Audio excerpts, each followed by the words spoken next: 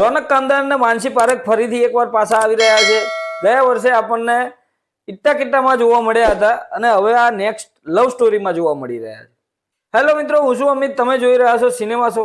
Cinema show પર આજે ચર્ચા કરીએ મિશ્રી ફિલ્મનું ટ્રેલર આવ્યું છે એના વિશે. આ ફિલ્મનું ટાઇટલ રાખવામાં આવ્યું છે મિશ્રી. મિશ્રીનો અર્થ શું થાય છે? જો તમને ખબર હોય ને તો કોમેન્ટ કરીને જણાવજો. મને તો એકચ્યુઅલી ખબર છે.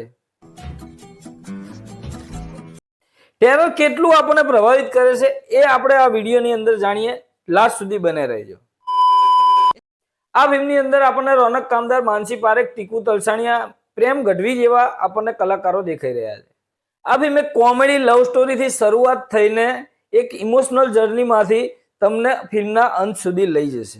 કારણ કે ફ્રેમ બાય ફ્રેમ આપણને ફિલ્મની કહાની જ આપણને દેખાય છે.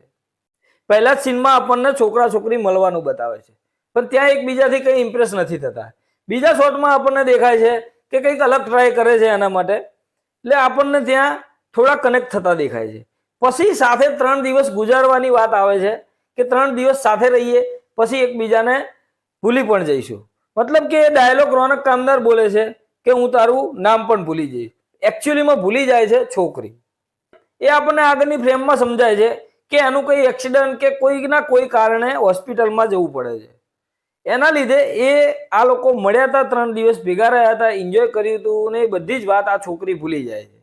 એવું નથી કે સંપૂર્ણ ગજની છે, પણ અહીંયા એટલું તો સમજમાં આવે છે કે કંઈક એને યાદ છે ખરું કે મળ્યા હતા, પણ એના વિશે ડિટેલમાં કંઈ જ યાદ નથી.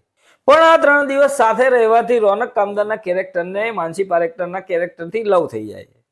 એટલે એ યાદ અપાવવા માટે કંઈક નવા નાટકો કરશે અને એમાં કોમેડી પણ ઊભું થશે, ઇમોશન પણ ઊભું થશે અને દરેક વસ્તુ ફિલ્મને એક પ્લોટ પણ બનશે, નવો ટ્રેક પણ અહીંયા બનશે. ટેલર જોઈએ તો ઓલરેડી એક ખાટું મીઠું ટેલર કહી શકાય અને સરસ મજાની આપણને લવ સ્ટોરી પણ દેખાય છે. એકચ્યુઅલી આપણને દરેક વસ્તુ ટેલરની અંદર સમજમાં આવે છે અને સારી પણ લાગે છે. એના સોંગ્સ લઈ લો, એનું બીજીએમ લઈ લો, એની સિનેમેટોગ્રાફી લઈ લો, સાથે સોનુ નિગમનો અવાજ પણ. એટલે સોનુ નિગમે પણ અહીંયા સોંગ ગાયેલું છે. સાથે આ બંને કેરેક્ટર ફરીથી સાથે આવી રહ્યા છે એક લવ સ્ટોરીના નવા અંદાજમાં. એટલે આ એક લવ સ્ટોરી કંઈક યુનિક તો થવાની છે અને મજા પણ કરાવવાની છે. કેમ કે હિન્દી ફિલ્મોમાં આપણે જોઈએ છે તું જૂઠી મેં મક્કાર, એના જેવો કંઈક કોન્સેપ્ટ અહીંયા પણ લાગી રહ્યો છે. એટલે ઓલ ઓવર ટેલરની વાત કરીએ તો ટેલર ભાઈ એન્જોય કરવા લાયક છે અને ફિલ્મ તો જોવા લાયક હશે જ. કેમ કે ગુજરાતીમાં આપણે ઘણા સમય પછી આપણે આ લવ સ્ટોરી એક જોઈ રહ્યા છીએ. રોનક કામદાર અને માનસી પારેખ હોય એટલે એક્ટિંગમાં કંઈક કચાશ કે કહેવાનું જ ના આવે.